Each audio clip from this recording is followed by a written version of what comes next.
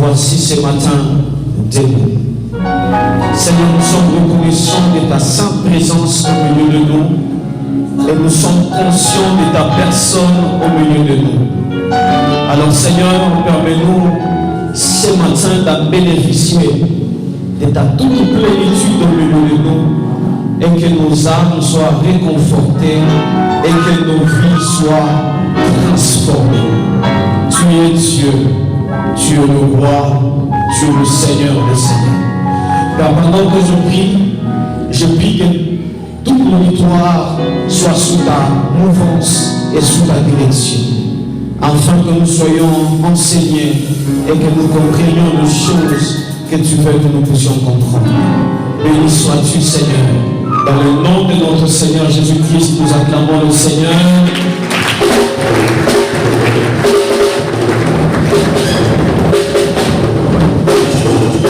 Merci. Merci à la chorale. Que le Seigneur vous bénisse. Merci à toute l'Église. Et j'aimerais, avant que je ne puisse aller assez loin, est-ce que pourriez-vous m'aider à dire aux voisins, à 3 personnes ou 4 personnes, tu lui dis carrément bonjour et bon dimanche. Vous pouvez vous mettre debout, 4 personnes pour moi, faites-le pour moi s'il vous plaît. Vous lui dites à la personne bonjour et très bon dimanche dans le Seigneur. Merci beaucoup.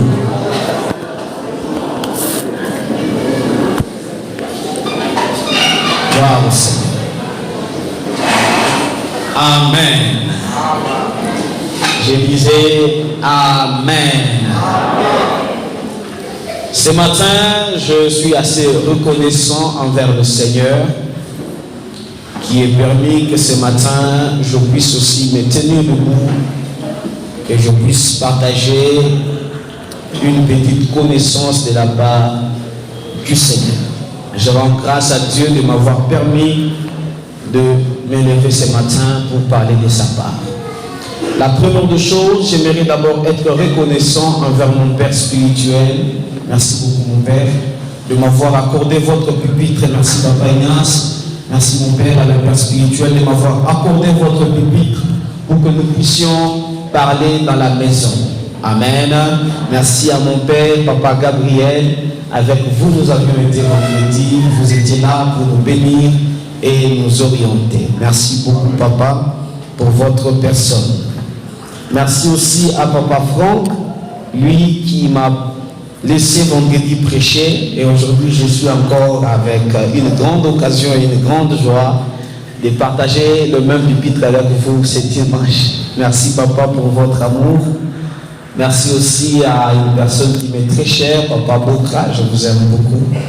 Merci énormément. Mais je disais, avant que je ne puisse prêcher, comme vous le savez, j'aimerais encore dire merci, grandement merci à une personne très importante. Je n'ai de cesse de le dire, le frère Jean-Jacques Matembo.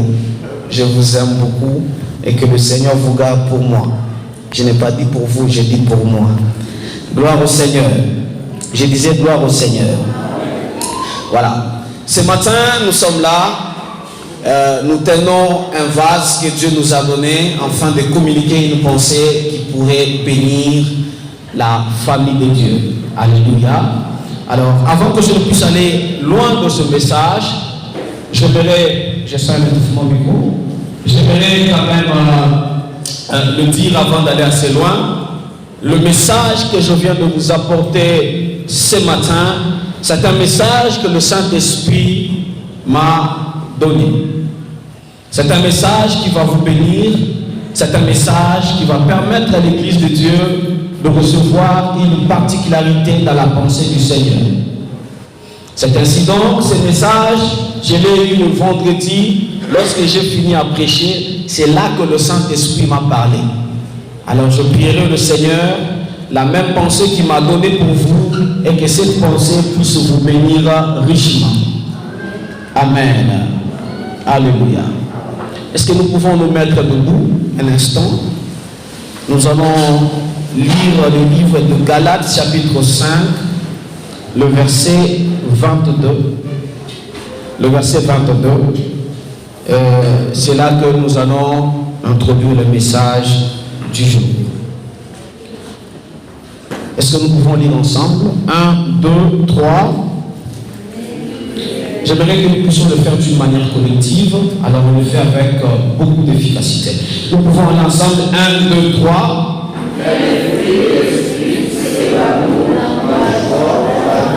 La patience, la bonté, la bénignité, la fidélité, la douceur, la tempérance. Amen. Que le Seigneur soit béni ce matin. Le vendredi, j'ai eu une bonne occasion de partager une petite portion des Écritures dont nous avions parlé sur un thème, le fruit de l'esprit. En outre, le caractère d'un chrétien. Ce matin, je vais vraiment m'atteler sur le caractère d'un chrétien.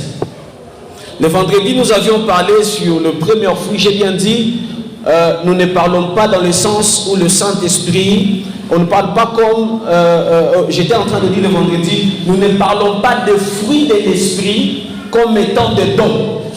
On ne parle pas de fruits de l'Esprit comme étant des acquis que le Saint-Esprit nous donne comme des dons. Non, j'ai parlé de fruits comme une productivité de la personne du Saint-Esprit à nous. Amen.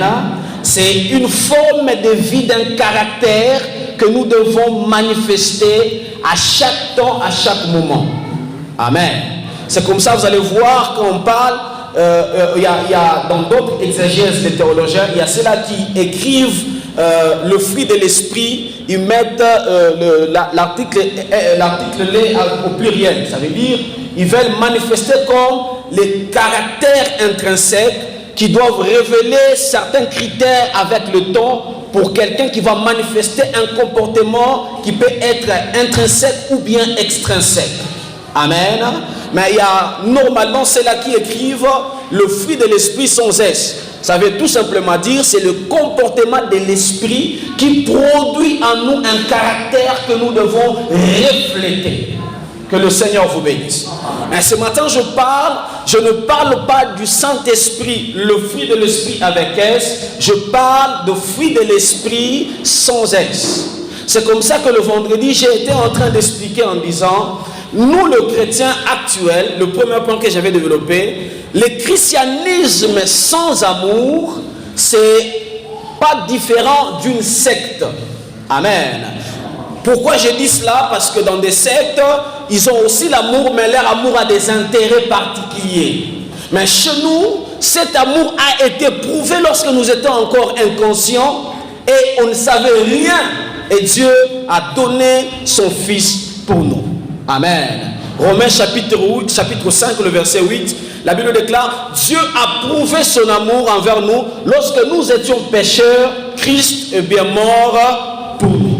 On a parlé du fruit de l'amour, que j'ai juste développé l'amour, et j'ai développé l'amour en deux formes, en disant, en fait, que le Saint-Esprit produit en nous ce sentiment d'amour, en fait, c'est pour deux sens.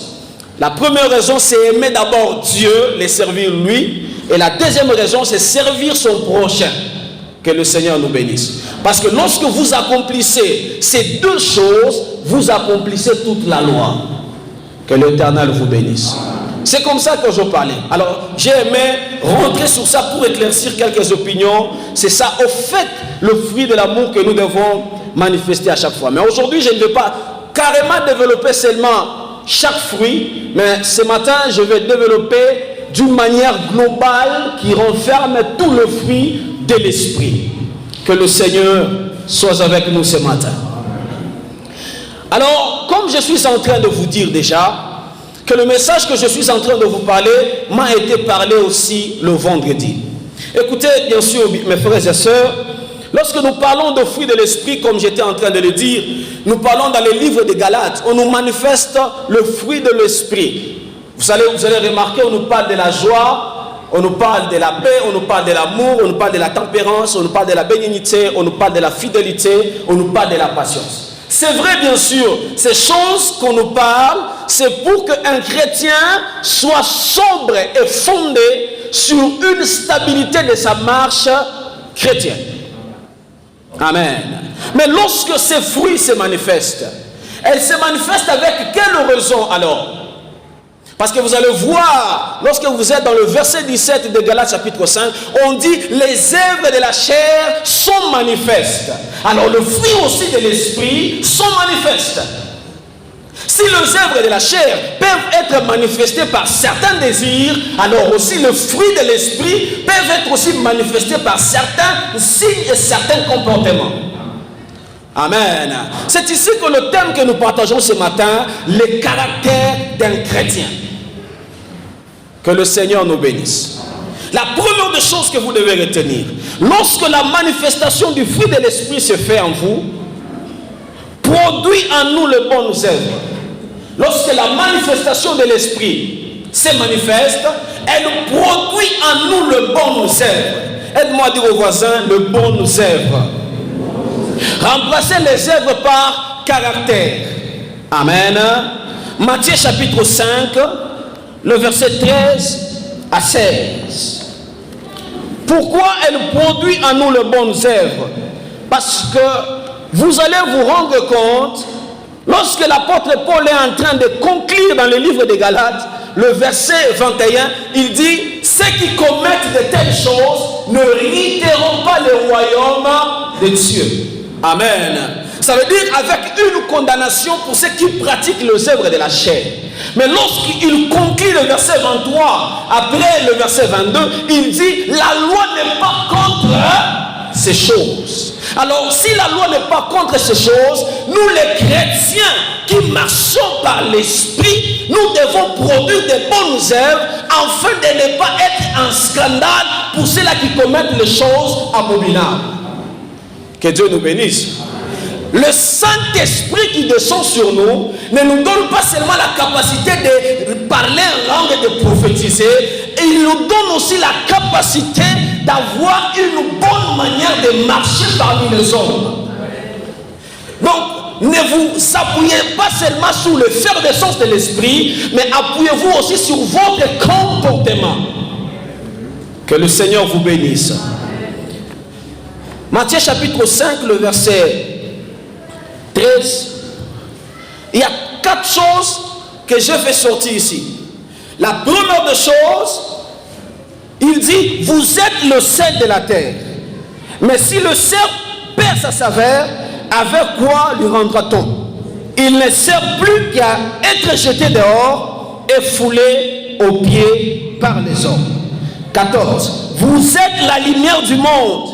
Une ville située sur une montagne ne peut être cachée. On n'allume pas une lampe pour la mettre sous le boisseau, mais on la met sous le chandelier et elle éclaire tous ceux qui sont dans la maison. Alléluia. Alléluia. Jésus nous parle de 4 choses. La première des choses, il dit, vous êtes le sel. La deuxième des choses, vous êtes la lumière. La troisième des choses, vous êtes une ville située sur une montagne. La quatrième des choses, vous êtes comme une lampe dans une maison. J'aimerais bien que vous puissiez retenir cela. Donnez-moi un bon amen. La première des choses, la Bible nous dit que vous êtes le sel. Jésus n'a pas dit que vous deviendrez le sel. Jésus n'a pas dit que vous allez devenir le sel. Jésus n'a pas dit qu'à la fin de votre bouche, vous serez le sel. Jésus a dit, vous êtes le sel. Dis à ton voisin, tu es le sel. Et dans Marc chapitre 9, le verset 50, la Bible déclare, le sel est bon à toutes choses. Ça veut dire quoi? Le sel manifeste l'influence. Sans votre présence, vous ne pouvez pas influencer un milieu. Alléluia. En d'autres termes, Jésus voulait leur dire, à cause de vous, vous serez l'échantillon et les goûts de plusieurs. Vous êtes l'échantillon de ceux-là qui vont exciter les autres à me servir. Vous êtes l'échantillon de ceux-là qui vont pousser les autres à m'avoir. Parce que vous ne serez pas le sel, vous êtes le sel. Ça veut dire quoi? C'est de vous que nous attendons les bonnes choses. C'est ça que Jésus voulait leur dire. C'est de vous que nous attendons le changement. Ce n'est pas du voisin, c'est de toi que je parle ce matin, que nous attendons un caractère digne. Donnez-moi un bon amen. Je ne parle pas de l'église, mais je parle de toi. C'est de toi qui est le sel. Quand à chaque fois tu n'arrives pas à influencer ton milieu par un bon témoignage, tu nuis même la communauté. Parce que quand le sel perd sa saveur, elle est foulée par les autres. Voyez-vous, au lieu qu'elle soit jetée dehors, mais elle est foulée par les hommes. Pourquoi les hommes? Parce que notre influence n'est pas ailleurs. Elle est parmi nos semblables qui doivent remarquer notre manière de marcher dignement. Deuxième des choses, Jésus dit, vous êtes la lumière. Et non pas vous serez la lumière. Ça veut dire quoi? Quand vous êtes la lumière, devenez des personnes référentielles. Quand vous arrivez quelque part, il y avait un problème de gestion dans votre entreprise, mais à cause de votre présence, quand vous arrivez à l'entreprise, la gestion commence à marcher. Ne soyez pas des personnes, quand on les met quelque part, il apporte les ténèbres. Mais soit quelqu'un, quand on le met quelque part, tout ce qui était ténèbres commence à prendre fuite et la lumière commence à éclairer. Dis à ton voisin, tu es la lumière. Il en faudrait que votre témoignage soit important parmi celles qui vous voient. Et lorsque Jésus dit vous êtes la lumière, c'est à travers vous, vous allez faire dévoiler les œuvres de ténèbres, les magouilles qui se passent dans votre entreprise, le magouille qui se passe dans votre famille, parce que c'est vous qui allez éclairer cela. La troisième des choses, Jésus dit, vous êtes une ville située au-dessus d'une montagne. Vous savez pourquoi? Parce qu'une ville qui est au-dessus d'une montagne devient une référence. Oh, donnez-moi un bon amen. Ce matin, lorsque le Saint-Esprit produit en vous des bonnes œuvres, les gens cherchent des références. Oui, je vous dis vrai. Il y a des hommes qui cherchent des références. Il y a des hommes qui veulent par où ils vont voir un modèle. Soyez des références dans vos familles. Soyez des références à l'école. Soyez des références dans l'auditoire. Soyez des références dans vos business. Soyez honnêtes. Quand les gens vous voient, que les gens aient le goût de vous suivre. Oh, donnez-moi un bon amen. Donnez ce goût aux gens d'avoir une référence. Quand on met tout le monde dans un embargo de jugement, qu'on dise sauf lui. Dis à ton voisin, sauf moi. Oui, quand ils disent que les autres font, mais qu'ils disent, mais lui, nous pensons que ce n'est pas vrai. C'est comme ça que quand vous devenez des références, tout le monde a les yeux braqués sur vous. Pendant que tu lèves ta main droite, que Dieu fasse de tes enfants référence. Que Dieu fasse de ta femme référence. Que Dieu fasse de ton ministère une référence. Si tu le crois, dis Amen 3 fois. Tel que tu l'as dit Amen, que Dieu le fasse pour toi. Soyez des références dans vos familles. Quatrième des choses, j'aime Jésus. Il dit, c'est comme une lampe qu'on allume dans une maison. On ne peut pas la cacher sous la table, on doit la mettre au-dessus. Ça veut dire quoi? Lorsque vous commencez à produire des bonnes œuvres, vous devenez une personne détectable. Quand on commence à chercher quelqu'un, on doit promulguer au travail, c'est ton nom qui monte dans le cœur du chef. Vous savez pourquoi? Parce que vos œuvres vous distinguent des autres. Alléluia. Je prie ce matin, à travers le fruit de l'esprit, que Dieu fasse de vous des personnes référentielles dans cette génération. Comme je suis en train de vous dire, la première des choses dans ce point A, comment savoir que vous avez le fruit de l'esprit? C'est très important, parce que nous parlons de la joie, nous parlons de la paix, nous parlons de autres choses que vous connaissez déjà. Mais comment savoir que vous avez le fruit de l'esprit? La Bible nous réfère quelque part. Galates chapitre 6, le verset 4. La première des choses pour savoir que vous avez le fruit de l'esprit, la première des choses, vous devez d'abord vous examiner. Dis à ton voisin, l'examen personnel. Exactement.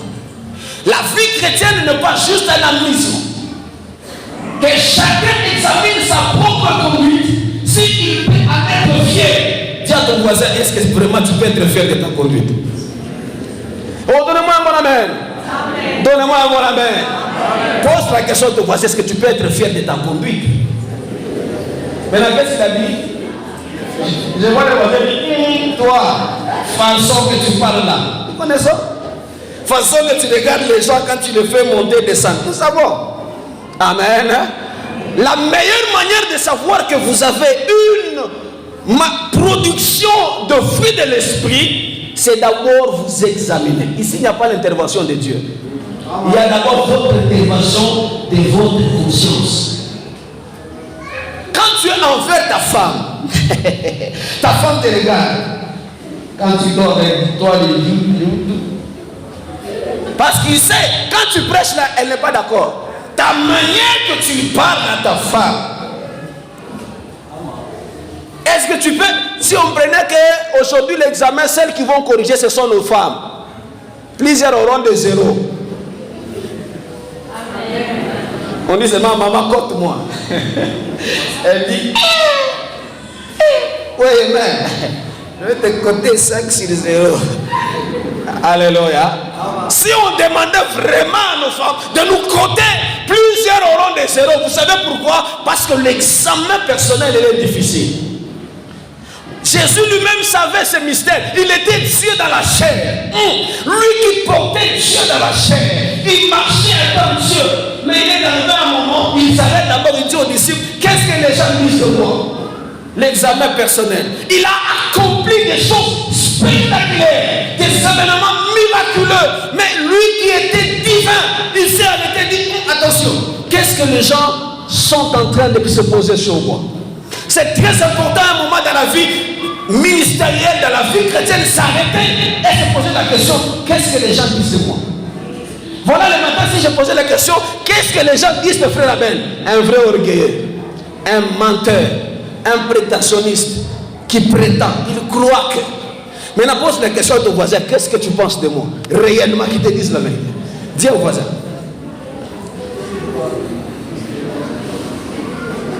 Il y a des gens qui te flatteront. C'est ici que Dieu m'a dit ceci. Permettez-moi de citer ce nom. C'est ici que Dieu m'a dit ceci. La personne qui vous aime n'est pas celui qui vous prend avec vos erreurs et qui dit non, je t'aime tel que tu es. La meilleure personne qui t'aime est celui qui voit tes erreurs, qui te prend avec tes erreurs et qui te corrige. Si c'est lui qui t'aime, il voit que tu as des erreurs, il te laisse tel que tu es, il ne t'aime pas. Parce que celui qui t'aime va te dire, mon frère, c'est que tu fais de pas correct. Soyez quand même les hommes faits, bâtis sur les deux pieds et savoir dire à vos frères, c'est que tu fais de pas digne. C'est très important, avoir quand même les pieds sur terre et dire à quelqu'un, je ne suis pas d'accord de ce que tu as fait. Moi, je pense que ce que tu as dit n'est pas correct. Et soyez des hommes qui savent orienter les autres à rentrer sur le droit chemin. Donnez-moi un bon amen. C'est comme ça que nous avons des gens, il a peur que les gens les jugent. Quand il entend une rumeur sur lui, il veut se pendre. Écoutez, Jésus avait le témoignage de Dieu, mais il voulait le témoignage des hommes. Si vous voulez rester vous seul sur la terre, il n'y aura pas de témoignage. C'est ainsi que la Bible déclare, lorsqu'il veut avoir un témoignage contre quelqu'un, vous devez avoir des témoins. Il y a un qui doit attester ce qu'il fait, c'est vrai. C'est comme ça que tel que vous êtes là, ayez le crainte d'encourager vos frères à les orienter de rentrer dans le droit chemin. C'est ça la vie chrétienne en fait. C'est ça le fruit de l'esprit. C'est ça en fait. Vous devez vous examiner, est-ce que ma vie en était digne? Quand les gens me voient en tant que berger, est-ce que les gens me reprochent quelque chose? Est-ce que quand les gens me voient faire quelque chose, est-ce que les gens me reprochent? Vous n'êtes pas saint. Vous n'êtes pas saint. Moi-même, quand je prêche ici, j'ai honte. Hein? Amen. J'ai honte parce que je sais que je me reproche des choses. C'est comme ça quand je vous regarde, vous quand vous parlez des autres, tu vois, on a appris là,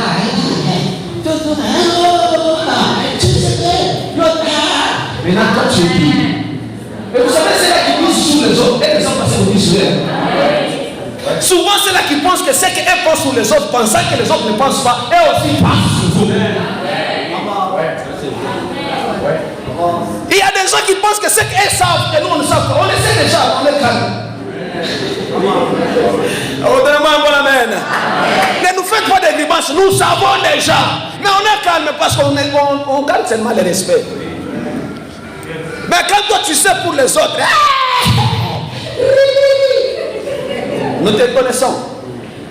Charisme. Donnez-moi un bon amen. Que chacun examine ses propres œuvres. Et alors il aura sujet de se glorifier. Il n'y a pas de glorification si toi-même tu te reposes de quelque chose. Moi, vous savez, moi je ne fais pas. Mais ok, tu ne fais pas. Est-ce que dans ce que tu es là, tu ne fais pas? Très souvent les gens veulent allumer une lumette pour briser brûler une brousse de feu. Mais les lèvres, ils veulent dire que ma partie doit être gardée parce que moi, je suis la sainte Nitouche. Car les bonnes œuvres sont manifestes et elles doivent être vues des hommes. 1 Timothée chapitre 5, le verset 25. Je vois quelqu'un qui me regarde et se dit, c'est vieux ici, qu'est-ce que ce garçon ça lui prend? Amen. La Bible déclare, de même, les bonnes œuvres sont manifestes. Et celles qui ne le sont pas ne peuvent rester cachées. Quand vous faites de bonnes choses, les gens vont le voir. Quand vous faites de bonnes choses, les gens vont les remarquer. Et quand vous faites de mauvaises choses, même si vous les cachez, ça finira par être connu des autres. C'est pourquoi ne vous préoccupez même pas que les gens vous récompensent. Dieu lui-même voit votre bon cœur. Donnez-moi un bon amen. Dieu voit de la manière que vous faites du bien aux gens. Et les bonnes œuvres ne peuvent jamais rester cachées. C'est comme ça que lorsque vous vous confiez à un homme ne paye pas bien plus que Dieu. Parce que quand Dieu te paye, Dieu paye plus que les autres qui pouvaient se limiter à te payer. Je déclare à quelqu'un, si tu fais les bonnes œuvres, attends que Dieu te paye même. Il y a des gens, quand il a fait quelque chose, il dit, vous savez, tel, c'est moi. C'est moi qui l'ai. C'est comme ça que la Bible déclare, lorsque vous avez gêné et vous voulez montrer l'apparence que vous avez gêné, vous avez récompense pour la glorification des hommes. Il nous dit, dans Tite chapitre 3 verset 14, il nous dit, il faut que les nôtres aussi apprennent à pratiquer de bonnes œuvres. Il faut que papa, les nôtres apprennent à pratiquer de bonnes œuvres. Oui, papa Jonathan, il faudrait que le nôtre apprenne à pratiquer. Vous savez, il n'est pas bien, nous, le Méravin, nous avions une manière qui n'est pas bonne de nous attirer une sainteté exagérée. Mais pendant que nos vies propres, quand nous regardons les fidèles, nous n'en sommes pas dignes. Il faudrait que nous-mêmes qui pressons ces choses, que nous soyons des exemplaires. Il ne faudrait pas accuser seulement les autres. Et nous avions l'exagération de mettre trop à l'excès, ce qui n'est pas correct. Avec vos foi exagérées, la bricolée, vous pensez que c'est ça Dieu. Dieu ne raisonne pas comme nous. Hein. Vous êtes fâchés? Je pense que vous êtes fâchés là. Amen. C'est une exagération, papa. Notre papa prêche bien, mais il y a des hommes aussi qui prêchent bien. Notre église, il y a des fidèles, il y a des églises où il y a 2000 fidèles, 10 000 fidèles. Il ne faut pas être exagéré. Quand Dieu te répond toi à la prière, il a déjà répondu les autres à la prière. Vous pensez que vous êtes les seuls? Le corps de Christ a 3 types d'églises. L'église universelle, l'église locale et l'église corporelle. Il y a des personnes dans le monde entier qui vivent Dieu, des miracles extraordinaires, ayant quand même la déférence et le respect de reconnaître que eux aussi Dieu les utilise. Pourquoi notre papa appelle les autres de l'extérieur? S'il n'avait pas Dieu, il n'allait pas les appeler. C'est pourquoi nous devons quand même aussi pratiquer les bonnes œuvres. Oh, nous, chez nous, on prêche la sainteté, on garde la parole. Frère, toi, tu gardes la parole, toi. Sois sérieux. La manière que tu critiques les gens, tu gardes la parole. La manière que tu parles. Vous savez, il y a des gens qui ont une humilité exagérée quand ils parlent du problème de quelqu'un. C'est comme si c'est lui-même qui s'est fait extirper. Mais il parle quand même. Il dit, bon, je ne parle pas mal, quand même, j'étais fort. Vous êtes fâchés, hein? J'arrête par ici. C'est comme ça que l'église ne peut pas grandir si le nôtre, d'abord, nous-mêmes, on n'arrive pas à pratiquer une bonne conduite. Mais on veut montrer l'exemple. On va montrer à qui? Un père exemplaire est celui qui rentre avant à la maison. Mais celui qui ne rentre pas à la maison, mais dit aux enfants entrer à 18h, qui va rentrer à 18h?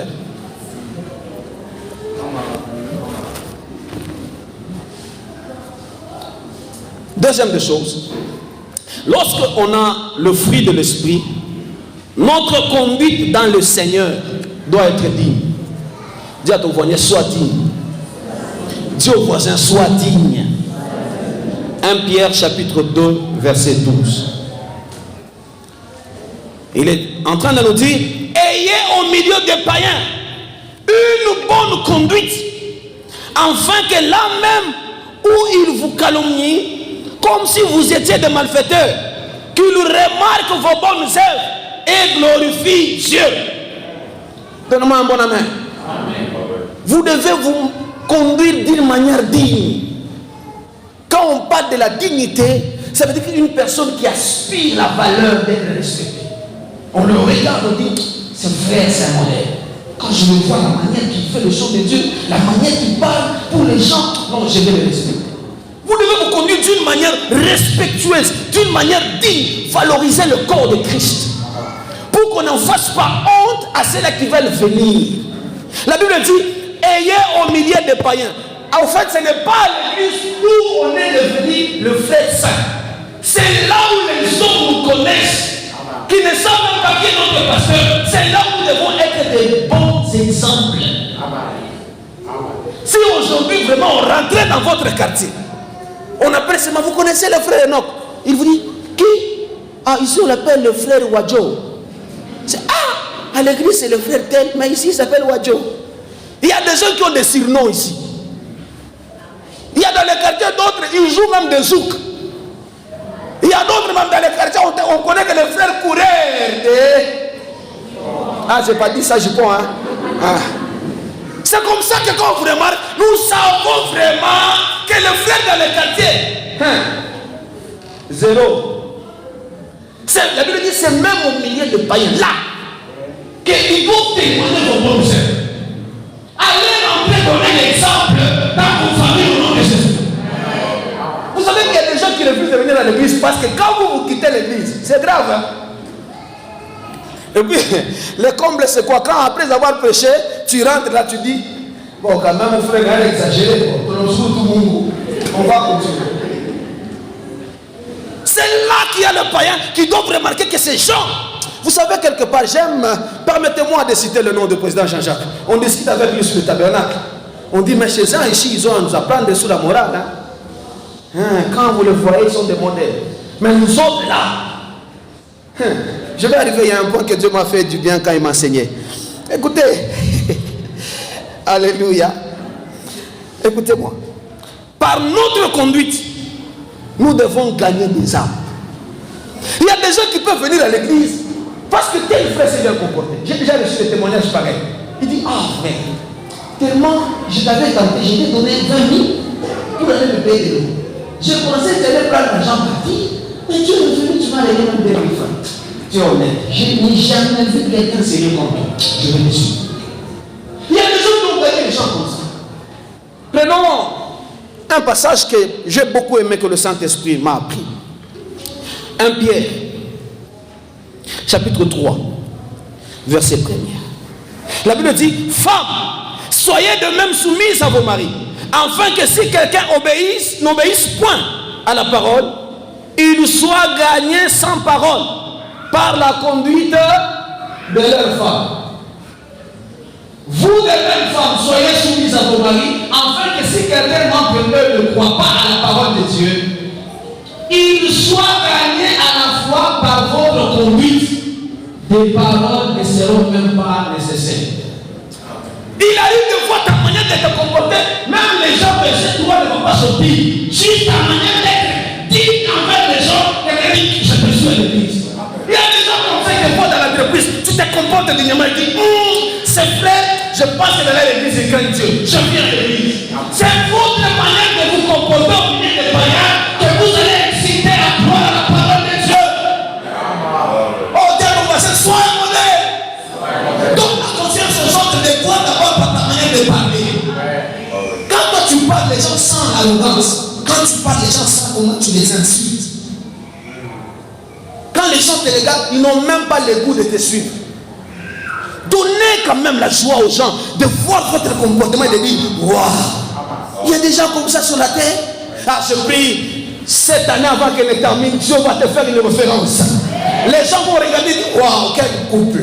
Les gens vont te regarder, waouh, quel ce monsieur est honnête. Je prie ce matin que les dieux des cieux fassent de toi une personne référentielle au nom de Jésus. Oui. Et surtout sur les mamans. La Bible dit, si votre mari n'arrive pas à croire, hein, vous devez faire quoi? Avoir une bonne conduite. Tu vas voir, je suis aussi une femme, je suis belle. Tu es en train de les chasser. En fait, le mari ne peut pas les gagner avec la déditesse. On les gagne avec la soumission. Alléluia. Ici, on parle d'une église. On parle de la femme, on la symbolise par une église. J'ai bien dit précédemment, il y a 3 types d'églises. J'ai dit l'église universelle, l'église locale et l'église corporelle. Quand vous prenez l'église corporelle, elle se retrouve dans 1 Corinthiens chapitre 3. Vous commencez par le verset 16 au verset 19. Vous allez comprendre que nous sommes un corps, nous sommes les temples de Dieu. Et si dans le temple de Dieu, nous avons une attitude affichée dignement aux païens, il y a celles-là qui nous suivront sans que nous ne puissions même pas prêcher. Le micro ne fera pas campagne que c'est un micro. Ça reste un micro parce que la qualité de ce micro, c'est produire un son. Un chrétien qui est vrai n'aura pas besoin de faire de publicité. C'est sa manière d'être qui va faire de lui ce qu'il est pour refléter aux gens ce qu'il est en train de vivre, afin que ceux-là qui le voient acceptent celui qu'il a. Donnez-moi un bon amen. Que le Dieu qui va faire de vous des références, que les gens vous voient comme des témoignages vivants. C'est très important. Il y a des païens qui n'arrivent pas à venir à l'église à cause de nous. Oui. Parce que nous voulons toujours faire des histoires qui bloquent même la foi des autres. Dis à ton voisin, ton comportement, mon frère, les caractères que tu affiches. Si on a trop de l'oreille, c'est que tu as la boudée, façon quand elle te regarde, elle te... J'ai posé la question hier au Saint-Esprit, il m'a dit, mets-toi en face d'un miroir. Pose la question à un miroir. Il y a quelqu'un qui s'est muré ce matin? Il y a quelqu'un qui s'est muré ce matin? Ok. Est-ce que vous avez posé la question, papa, à votre miroir? Vous m'avez même posé la question. Parce que vous avez la confiance de savoir que le miroir va refléter ce que vous êtes. Vous savez pourquoi? Parce que lorsqu'on commence à grandir, on n'a pas besoin de poser des questions. On sait qu'on est en train de marcher dignement. Le miroir ne trompe pas. Quand vous êtes sale, ça va vous refléter la saleté. C'est comme ça que quand vous êtes sale, vous allez dire non, je dois arranger telle chose. Même quand je parle là, je n'ai même pas besoin de vous impressionner. Vous-même, vous savez que ma vie ici, le fruit de l'esprit, il n'y en a pas. Je dois vraiment être digne pour témoigner que je suis un enfant de Dieu. Amen. Amen. Amen. Permettez-moi de finir ce message. La conduite de l'esprit à ceux qui exercent le ministère doit être digne, car le fidèle et Dieu doivent être témoins de votre ministère. Je peux reprendre. La conduite de l'esprit à ceux qui exercent le ministère doit être digne, car le fidèle et Dieu doivent être témoins de votre ministère et votre conduite. Pourquoi? Prenons 1 Thessaloniciens chapitre 2 verset 10. Ça c'est l'apôtre Paul qui dit, vous êtes témoins et Dieu, lui aussi, qui nous avons eu envers vous, qui croyez une conduite sainte, juste et irréprochable. L'apôtre, avant de leur parler de l'enlèvement, de leur parler de la purification, il a dit, attention, vous le savez déjà que quand j'étais au milieu de vous, j'ai exercé mon ministère d'une manière sainte, juste et irréprochable. 3 choses. Exercer son ministère d'une manière juste, d'une manière sainte, d'une manière irréprochable. Lorsque votre ministère, vous pouvez prêcher la parole, mais vous avez des choses qui empêchent les gens de croire à la parole, vous êtes irréprochable. Lorsque vous avez des choses qui vous reprochent, ne venez pas prêcher. Ou vous voulez exécuter un complot défié à la chair, vous êtes suicidaire. Il y a des gens qui veulent prendre des termes pour cascader les gens et les couper le cou. Si vous êtes conscient que toutes les fois que vous prêchez, vous ne prenez que le problème des gens, vous êtes irréprochable, frère, et vous n'allez pas seul. Lorsque nous utilisons la chair, on l'utilise pour que Dieu soit glorifié et manifesté. Et non pas pour faire des comptes à rendre. J'ai prêché cette pensée, papa Franck m'a témoigné. Vous avez dit, on m'a donné ça pendant que je prêchais, moi le Saint-Esprit me parlait. Comment quelqu'un est en train de prêcher, on le parle? Parce qu'à chaque fois, j'ai peur de prêcher si je n'ai pas écouté la voix de Dieu. Si votre ministère n'a pas des choses qu'il a reproche, levez-vous alors. Jésus pose la question à ces gens qui connaissaient la loi, qui amènent cette femme à l'adultère. Papa, première des choses, n'oubliez pas que ces gens savaient ce qu'ils faisaient. Et ils connaissaient bien le Torah. Ils viennent devant Jésus, ils disent, nous savons que la loi dit en telle matière, cette femme doit être lapidée. Jésus les regarde, il sourit. Il dit ici, parmi vous, quelqu'un de ses reproches de Dieu qui lève sa paix avec les gens. Vous savez pourquoi? Parce qu'ils étaient irréprochables. Il y avait des choses qui les reprochaient. Ils se sont rendus compte eux-mêmes étaient de vrais impudiques, mais qui accusaient celui qui était manifesté impudique. Je peux reprendre? Eux-mêmes étaient de vrais impudiques, mais ils accusaient celui qui était attrapé maintenant pudique. Impudique plutôt. Il y a des gens, ils ont fait des erreurs. Ce n'est pas toute leur vie. Vous devez leur pardonner. Mais comment vous les jugez, oubliez le vôtre? C'est comme ça que l'église commence à être, au lieu d'être les lieux d'exécution pour donner la vie, une maternité, ça commence à être les lieux d'abattoir, où les gens commencent à achever les gens par leurs pensées. Si votre conduite n'est pas sainte, quelques-uns ici, j'aime beaucoup. Ici, il fallait entrer dans la doctrine. Mais lorsque votre ministère vous reproche de quelque chose, ne parlez pas mal des autres. Si vous-même vous n'êtes pas un modèle à dire aux autres, ne parlez pas, taisez-vous calmement. Et si vous savez que vous n'êtes pas en train de vivre la justice, parce qu'il y a des ministres de Dieu qui sont injustes, même dans la répartition, de faire une action paisible dans la grâce du Seigneur, il est injuste. Et quand tu te reproches de quelque chose, le Seigneur lui-même dit, parmi les païens, si vous sentez que votre ministère vous reproche, vous devez d'abord vous retirer et vous repentir. Colossiens chapitre 1er, le verset 10. Vous allez écrire Jacques 3, le verset 13, 1 Pierre, chapitre 1er, le verset 15. Vous êtes un exemplaire, même au milieu de païens. Vous devez faire le tout de rester des exemples, même au milieu de païens, afin que ces païens croient à cause de vous et qu'ils viennent au Seigneur. La troisième des choses, je suis en train de clôturer. Dans votre marche chrétienne avec le Saint-Esprit, vous devez avoir un bon témoignage et être irréprochable, comme je viens de le dire tout à l'heure. Je réponds. Dans votre marche, dans votre ministère, dans votre marche avec le Saint-Esprit, vous devez avoir un bon témoignage et être irréprochable. 1 Corinthiens chapitre 1er, le verset 8. Amen. Ça nous dit quoi? Il vous affirmera aussi jusqu'à la fin, pour que vous soyez irréprochables. Même Dieu le sait.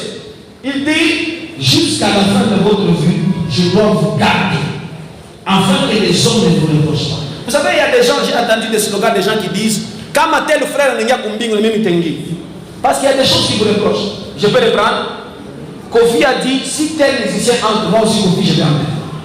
Parce qu'il a vu des gens qui ont fait des bêtises, qui ont étouffé le salut. Alors le Seigneur dit, je veille pour vous affermir, afin que vous ne puissiez pas être irréprochables. Quand un païen voit un tel frère entrer au ciel en train de chanter, il dit, non, Seigneur, là c'est l'injustice. Tel frère, tel jour, nous savons qu'il a fait telle chose. Comment tu l'as laissé? Ah, Taïmbing, il n'a pas injuste. Et le Seigneur dit, il faudrait que je vous affermisse dans votre ministère pour que le jour que je vais revenir, qu'il n'y ait pas de choses qui vont vous reprocher. Je prie ce matin, gardez votre foi digne dans le Seigneur. Marchez dignement dans le Seigneur. N'abusez pas de votre ministère, afin que les hommes ne vous reprochent pas de quelque chose.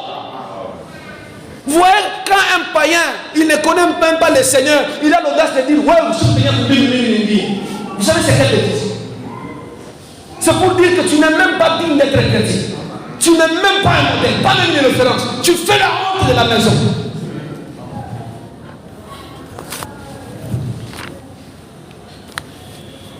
Nous devons être purs et irréprochables. Je peux répéter? Nous devons être purs et irréprochables.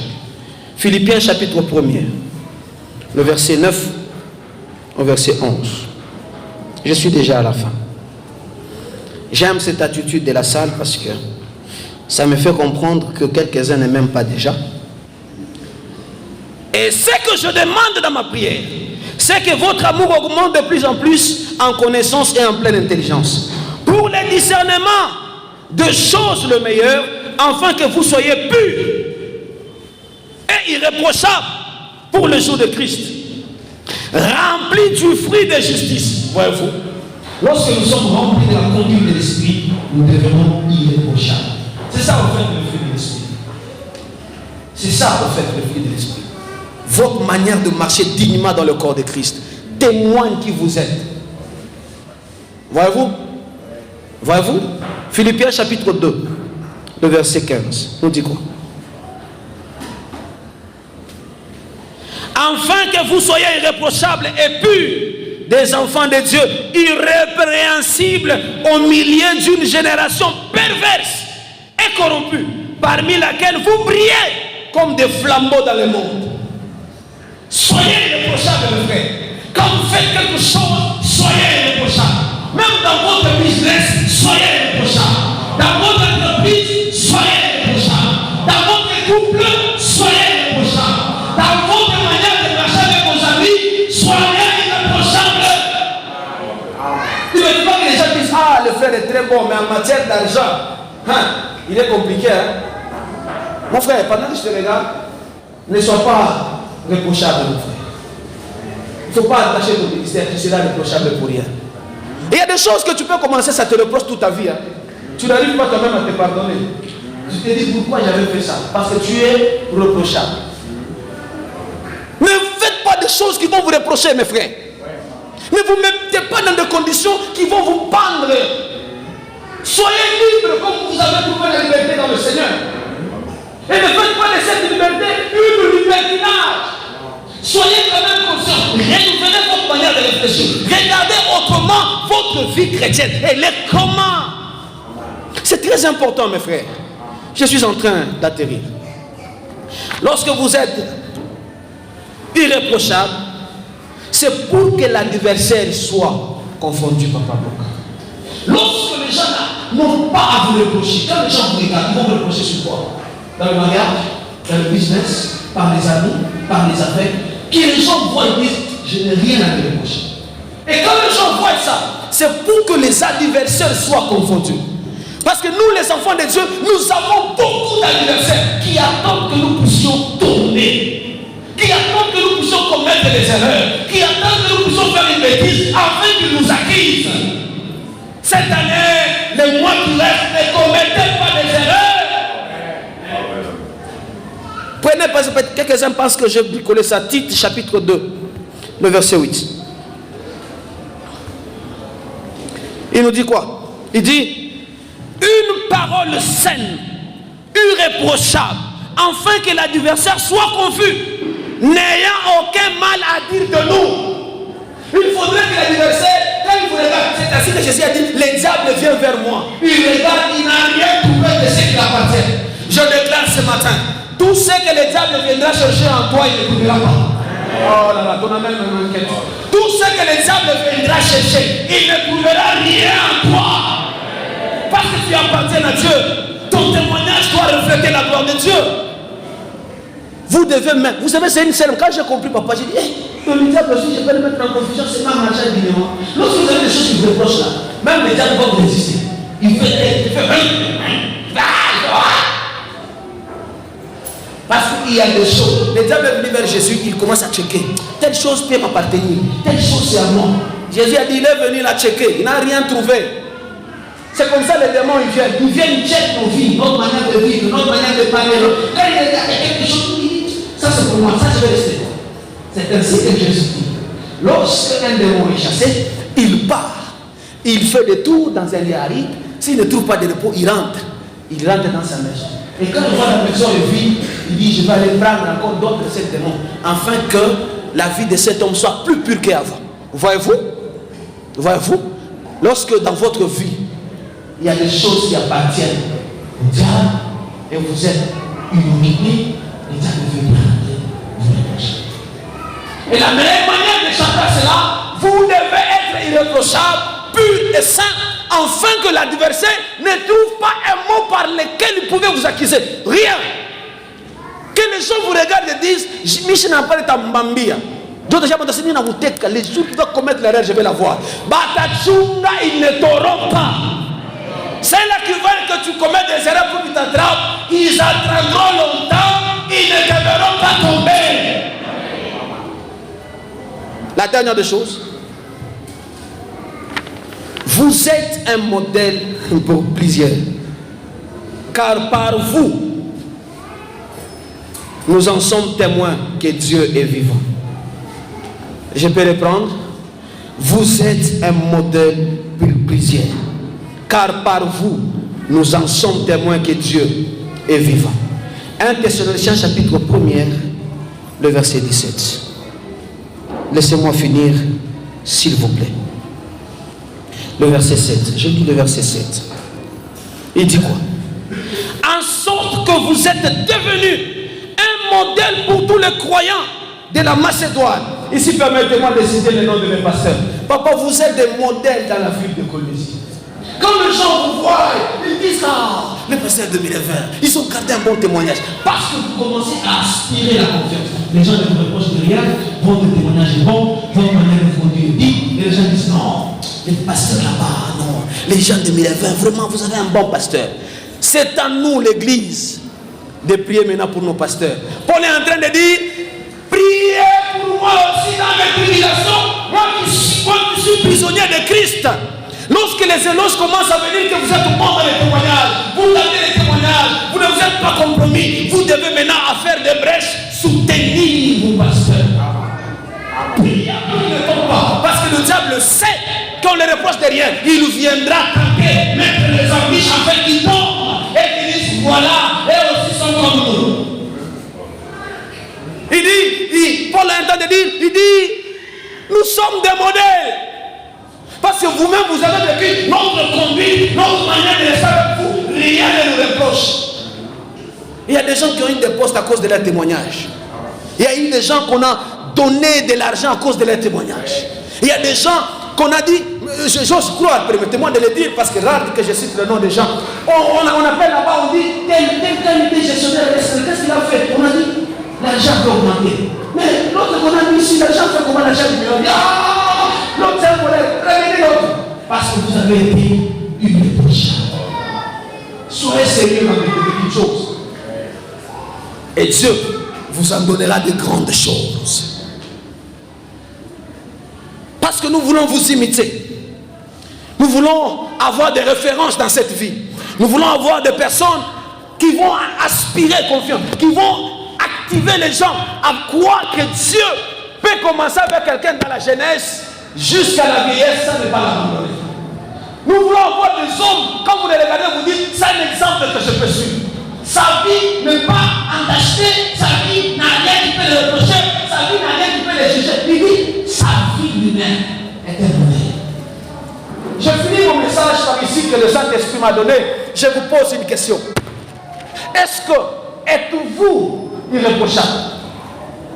Est-ce qu'envers votre foi, êtes-vous irréprochable?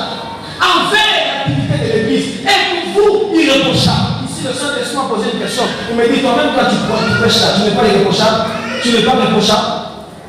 Oui, c'est vrai.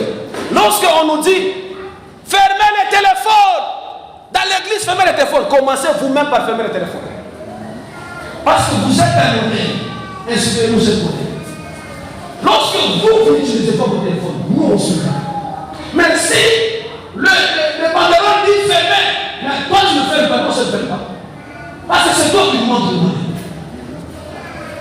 Tu nous dis venez à 16h à l'église, toi tu viens à 17h. Pourquoi ça sur le mouvement? Parce que toi-même tu le viens. Si vous voulez qu'un arbre vous donne du manguier, plantez alors du manguier. Si vous voulez qu'un arbre vous donne alors du raisin, plantez le raisin. C'est comme ça que si vous voulez être des exemples, battez-vous d'être des modèles. En parole, en conduite, en dignité, que les gens voient que vous êtes une bonne femme. Ici, je donne la parenthèse. Il y a d'autres personnes, ils sont seulement bons à l'église avec leurs femmes. Quand ils rentrent chez eux, c'est bouche en bagne. Tu vas dire le pasteur quoi? Nous savons ça. Mais quand le papa vous voit, papa innocent, il ne sait même pas. Il vous voit là, les amoureux. C'est comme ça, papa est surpris. Il vous a vu le matin, vous tenissez à la main, venir ici, les amoureux. Mais le soir, on a appris que vous avez divorcé. Il dit, ah, ils ont divorcé comment? Ils étaient venus en amoureux. Mais quand ils venaient en amoureux à l'église, ils avaient déjà des problèmes. Parce que vous êtes reprochable. Que Dieu vous bénisse.